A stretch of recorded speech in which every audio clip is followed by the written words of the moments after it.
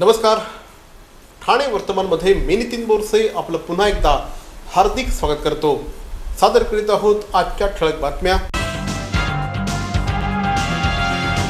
महानगरपालिकेच्या स्वीकृत सदस्यपदी शिवसेनेचे राजेंद्र साप्ते, जयेश वैती, दशरथ पालांडे यांची, तर भारतीय जनता पार्टीचे श्री संदीप लेले आणि NCPचे श्री मनोहर साळवी यांची निवड करण्यात आली आहे. ठाणे महानगरपालिकेच्या स्वीकृत सदस्यपदावर समाजातील विविध क्षेत्रातील तज्ज्ञ व्यक्तींची नियुक्ती करावी अशी मार्गदर्शक तत्त्वे आहेत. त्यात डॉक्टर, वकील, इंजिनियर, सामाजिक क्षेत्रात काम करणाऱ्या व्यक्ती यांचा समावेश असावा अशा प्रकारची मार्गदर्शक तत्त्वे आहेत. नेमक्या याच गोष्टीवरून स्वीकृत सदस्यपदाची निवड थांबावी, कारण ज्यांचे अर्ज प्राप्त झाले आहेत त्या व्यक्ती या सदरात मोडत नाहीत अशी आयुक्तांची भूमिका होती. मात्र आयुक्तांचा विरोध असताना देखील काल सभागृहामध्ये स्वीकृत सदस्यांची निवड करण्यात आली. विरोधकांनी या निवडीच्या बाबतीत हरकत घेतली, मात्र तरीही निवड झाल्याची घोषणा महापौरांनी केली आहे. आता या नवीन सदस्यांची नोंदणी राजपत्रात करण्यासाठी आयुक्तांची सही महत्त्वाची आहे. आता आयुक्त काय भूमिका घेतात याकडे सगळ्यांचं लक्ष आहे. एकीकडे स्वीकृत नगरसेवक पदावरून अशा पद्धतीचे राजकारण झालेलं असताना दुसरीकडे ठाणे महानगरपालिकेच्या स्थायी समितीमध्ये जे सदस्य जातील ते तौलनिक संख्याबळावर आधारित असावे अशा प्रकारची एक मार्गदर्शक तत्त्व आहे. मुंबई महानगरपालिका अधिनियमामध्ये अशा प्रकारची तरतूद आहे. त्यासाठी कोकण विभागीय आयुक्तांकडे नोंदणी करण्यात येते. मात्र कोकण विभागीय आयुक्तांनी जी नोंदणी केली होती त्या संदर्भात काल ठाणे न्यायालयामध्ये सुनावणी सुरू होती. सुनावणी सुरू असताना अशा पद्धतीने ठाणे महानगरपालिकेच्या स्थायी समितीची नावं जाहीर करू नयेत अशी भूमिका विरोधकांनी घेतली होती. ज्यावेळेस महापौरांनी ही नावं जाहीर केली त्यावेळेस विरोधी पक्षातून हनुमंत जगदाळे, विरोधी पक्षनेते श्री मिलिंद पाटील, मिलिंद पाटणकर, संजय वाघुले, नजीब मुल्ला यांनी याला जोरदार विरोध करण्याचा प्रयत्न केला. मात्र महानगरपालिकेचं कामकाज संपूर्णपणे नियमानुसारच चालत असून त्यानंतर महापौरांनी श्री नरेश म्हस्के, राम रेपाळे, मालती पाटील, शैलेश पाटील, विमल भोईर, संजय भोईर, गुरमीत सिंग सॅन आणि यासिन कुरेशी यांची शिवसेनेच्या पक्षातून, तर नारायण पवार, मनोहर डोंबरे आणि मुकेश मोकाशी यांची भारतीय जनता पार्टीच्या कोट्यातून नावं जाहीर केली. त्याचप्रमाणे राष्ट्रवादी काँग्रेसच्या कोट्यातून नजीब मुल्ला, विश्वनाथ भगत, शानू पठाण आणि सिराज डोंगरे यांची नावं जाहीर करण्यात आली आहे. एकीकडे कोर्टामध्ये या संदर्भात सुनावणी सुरू असताना दुसरीकडे अशा पद्धतीने नावं जाहीर करणं हे सर्वथा अयोग्य असल्याची भूमिका विरोधी पक्षांच्या वतीने घेण्यात आली. महापौरांनी अशा पद्धतीने लोकशाहीचा गळा घोटला असल्याची टीका माजी विरोधी पक्षनेते श्री हनुमंत जगदाळे यांनी घेतली.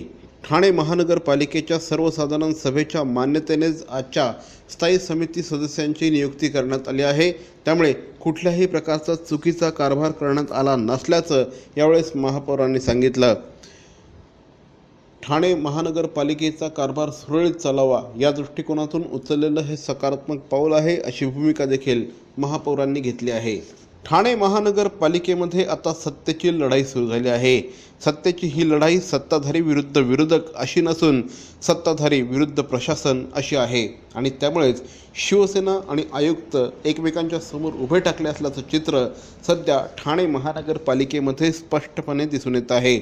यापूर्वी मनोरमा नगरच्या रस्ता रुंदीकरणाला विरोध करून महापौर सौ मीनाक्षी शिंदे यांनी आपले इरादे स्पष्ट केले होते.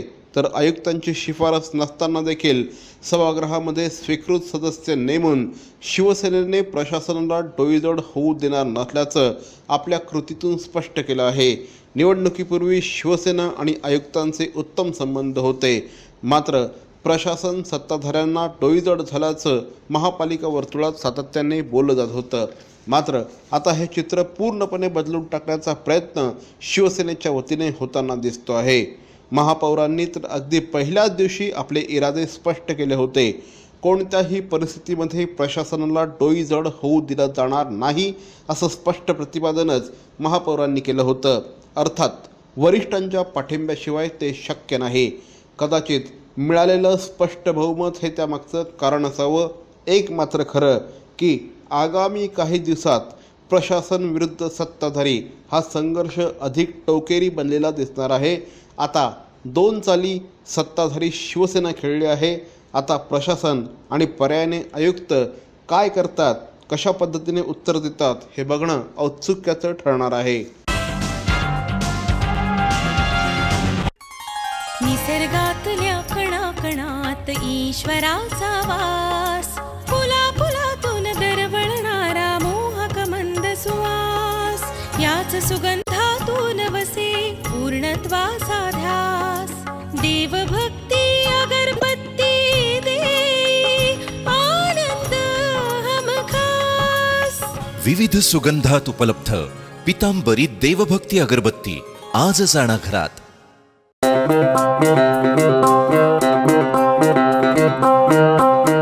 Zip your wallets, don't worry, money will travel swift and fast, 'cause TJSB का नया है ये magic Transapp app, Transapp zap, Transapp app। एक ही virtual ID से transaction है secure and safe, just tap the tab of Transapp app and make your life all sorted। पैसा आया पैसा भेजा हो गया चुटकी का खेल, सिंपल इजी फास्ट है ये Transapp, just like a finger snap। Transapp app, Transapp app। बॅरॉन men's स्टुडिओचा लग्नसराई धमाका, 50% महासेल। किती? 50% महासेल। हो, कुठल्याही कपड्यांवर चक्क 50% ऑफ। बॅरॉन मेन्स स्टुडिओ ठाणेकरांच्या सेवेत पुन्हा एकदा नव्या रूपात नव्या रंगात। अधिक व्हरायटी आणि तत्पर सेवेसह Baron men's studio ethnic men's वेअरचे भव्य showroom. Blazer suits, sherwani, Jodhpuri, Indo western, kurta suits, formal, party wear, shirts आणि ट्राउझर्सचे भव्य दुमजली शोरूम। बॅरॉन मेन्स स्टुडिओ, पुरुषांच्या खरेदीचा एक वेगळा अनुभव। चला तर मग वाट कसली बघताय, सहभागी होऊ बॅरॉनच्या 50% महासेल मध्ये। बॅरॉन मेन्स स्टुडिओ, आमंत्रण हॉटेल जवळ, जिल्हा परिषदेसमोर, स्टेशन रोड, ठाणे। दूरध्वनी 022 2530 4837। बॅरॉन मेन्स स्टुडिओ। दरम्यान एकीकडे अशा पद्धतीच्या राजकीय घडामोडी होत असताना दुसरीकडे काल अनपेक्षितरित्या आमदार श्री निरंजन डावखरे यांनी राष्ट्रवादी काँग्रेसच्या युवक प्रदेशाध्यक्षपदाचा राजीनामा प्रदेशाध्यक्ष सुनील तटकरे यांच्याकडे सोपवला आहे। सध्या निरंजन डावखरे हे कोकण पदवीधर मतदारसंघाचे आमदार आहेत। या मतदारसंघाचं ते प्रतिनिधित्व करतात। थेट रत्नागिरी सिंधुदुर्गपासून पसरलेला हा मतदारसंघ आहे। जवळपास 720 किलोमीटर एवढी लांबी रुंदी या मतदारसंघाची आहे। एवढ्या मोठ्या मतदारसंघाचं प्रतिनिधित्व करत असताना राष्ट्रवादी युवक काँग्रेसच्या प्रदेशाध्यक्षपदाची जबाबदारी सांभाळणं अवघड जात असल्याचं कारण देत श्री निरंजन डावखरे यांनी आपल्या पदाचा राजीनामा पक्षश्रेष्ठींकडे सोपवला आहे। देशभरात दहशतवादी कारवाया करण्याच्या तयारीत असलेल्या आयसिसच्या हस्तकांना मुंब्रा परिसरातून अटक करण्यात आली आहे। उत्तर प्रदेशसह 5 राज्यांच्या अतिरेकी विरोधी पथकांनी ही कारवाई केली आहे। देशाच्या सुरक्षतेच्या दृष्टिकोनातून ही कारवाई अत्यंत महत्त्वपूर्ण मानली जात आहे। देशभरामध्ये दहशतवादी कारवाया करण्यासाठी काही जण तयारी करत असल्याची माहिती उत्तर प्रदेश ATSला मिळाली होती। त्या आधारे Delhi police special cell, Andhra Pradesh crime investigation cell, Maharashtra ATS, Punjab police आणि बिहार पोलिसांनी संयुक्तरित्या ही कारवाई केली। जालंधर, मुंब्रा आणि बिजनौरमधून दहशतवाद्यांना अटक करण्यात आली आहे। मुंब्र्यात पकडण्यात आलेला इसम हा तरुणांना आयसिसमध्ये भरती करण्यासाठी प्रोत्साहित करत असल्याचा संशय आहे। मरावे परी अवयव रूपी उरावे, अवयव दानाचा हाच संदेश जनसामान्यांपर्यंत पोहोचवण्याचा संकल्प घेऊन निघाले आहेत ज्येष्ठ समाजसेवक माननीय नानजीभाई खिमजीभाई ठक्कर ठाणावाला। त्यासाठी काढण्यात आली एक भव्य दिव्य रॅली। अवयव दानासाठी सुरू आहेत ठिकठिकाणी जनजागृती सभा। लक्षात ठेवा, आपला अवयवदानाचा संकल्प वाचवू शकतो कुणाचे तरी प्राण, दूर करू शकतो कुणाचं तरी अपंगत्व अगदी कायमचं, फुलवू शकतो अनेकांच्या संसारात सुखाचे बगीचे. अवयवदानाच्या या महायज्ञात सहभागी व्हा. समाजरत्न श्री नानजीभाई खिमजीभाई ठक्कर ठाणावाला यांच्या पुढाकाराने जनहितार्थ प्रकाशित. अहो, आपण आपलं घर स्वच्छ, सुंदर, नेटनेटकं ठेवतो ना, मग आपण आपल्या शहराच्या बाबतीत उदासीन का? आपलं शहर स्वच्छ, सुंदर आणि नेटनेटकं ठेवणं ही आपली जबाबदारी आहे, हो ना? मग उचला फोन आणि विना परवाना होर्डिंग्स, बॅनर्स कुठे दिसले तर 1800-222-108 या टोल फ्री क्रमांकावर कळवा किंवा 7506946-155 या भ्रमणध्वनीद्वारे आपली तक्रार नोंदवा किंवा महापालिकेने तयार केलेल्या स्टार ग्रेड ॲप्लिकेशनद्वारे आपली तक्रार नोंदवा. त्याची दखल त्वरित घेतली जाईल. लक्षात घ्या, आपला छोटासा सहभाग आपलं शहर स्वच्छ, सुंदर आणि नेटनेटकं बनवू शकतो. जसं आपलं घर तसं आपलं ठाणे शहर.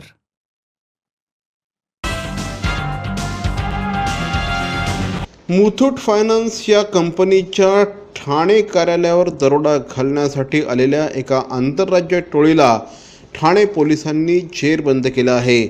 या संदर्भात एकंदर 15 ते 20 जणांना अटक करण्यात आली आहे. चेना, मीरा रोड, त्याचप्रमाणे दहिसर, 3 हातनाका, वसंत विहार या परिसरातून या 15 ते 20 जणांच्या टोळक्यांना अटक करण्यात आली आहे. त्यांच्याकडून तलवार, chopper, gas pipe, 16 mobile phone, Santro car असा ऐवज जप्त करण्यात आला आहे. या संदर्भात नौपाडा पोलिसात गुन्हा दाखल करण्यात आला असून न्यायालयामध्ये हजर केला असता त्यांना 20 एप्रिलपर्यंत पोलीस कोठडी सुनावण्यात आली आहे. वरिष्ठ पोलीस निरीक्षक श्री नितीन ठाकरे हे या संदर्भातला अधिक तपास करत आहेत. चाकूचा धाक दाखवून कूल कॅब, ओला, टॅक्सीसारख्या वाहन चालकांना लुटणाऱ्या 4 जणांच्या टोळक्याला कापूरवाडी पोलिसांनी बेड्यात ठोकले आहेत.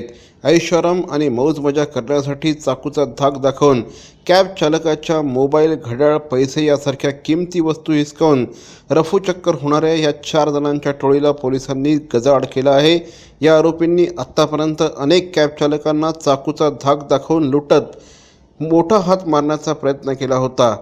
त्यासाठी गाडीत लंपास करण्याचा कट त्यांनी रचला होता. त्यासाठी कॅब चालकाला जीवे मारण्याचा प्रयत्न त्यांनी केला. या चौघांनी कॅब चालक विमलेश गुप्ता याला सोडण्यासाठी सांगितलं आणि छोटी मोठी चोरी सोडून मोठी चोरी करण्याच्या उद्देशाने चौघांनी त्याला मारून गाडी लंपास करण्याचा कट रचला. नाशिक रोडवर एका अज्ञात स्थळी गाडी थांबवून त्याच्या डोक्यावर चाकूने वार केला आणि त्याला मयत झाल्याचं समजून तिथेच फेकून दिलं. पायी शिर्डी चालत असलेल्या साई भक्तांनी त्या वाहन चालकाला पोलिसांच्या मदतीने इस्पितळात भरती केलं. फिर्यादीने दिलेल्या जबानी आणि आरोपीच्या वर्णनावरून पोलिसांनी त्या चौघांचा शोध घेतला आणि या चौघांना अटक केली. अटक केलेल्या आरोपींपैकी 2 आरोपी हे अट्टल गुन्हेगार असून 2 जण कॉलेजचे विद्यार्थी आहेत. मुख्य आरोपी अक्षय उगवेकर हा अकोल्याचा असून त्यानेच ही टोळी तयार केली होती. अक्षय उगवेकर याच्यावर आधीही अनेक गुन्हे दाखल असून त्याच्याकडून अनेक गुन्हे उघड होण्याची शक्यता आहे. न्यायालयाने या चौघांना 4 दिवसांची पोलीस कोठडी दिली होती, परंतु अजून गुन्हे या चौघांकडून उघड होण्याची शक्यता असल्याने पोलिसांनी त्यांच्या कोठडीत वाढ करण्याची मागणी न्यायालयाकडे केली आहे. तर मंडळी, आजचा हा एपिसोड आपल्याला कसा वाटला आम्हाला जरूर कळवा. मात्र तत्पूर्वी ठाणे वर्तमानचं यूट्यूब चॅनल सबस्क्राईब करा, लाईक करा आणि सगळ्यात महत्त्वाचं म्हणजे शेअर करा. कारण यूट्यूब हे मीडियम हे भविष्यातलं माध्यम आहे. ठाणेकर नागरिक, मग तो ठाणे शहरामध्ये असला, मुंबईमध्ये असला, नाशिकमध्ये असला, अगदी परदेशात कुठेही जरी असला तरीही ठाणे वर्तमानचं हे यूट्यूब चॅनल तो बघू शकतो. त्यामुळे अगदी परदेशातले देखील अनेक ठाणेकर हे आज आमच्याशी कनेक्ट झाले आहेत. त्यामुळेच ठाणे वर्तमानचं हे यूट्यूब चॅनल आपण बघत राहा, सबस्क्राईब करा, शेअर करा, लाईक करा. तोपर्यंत धन्यवाद. जय हिंद, जय महाराष्ट्र.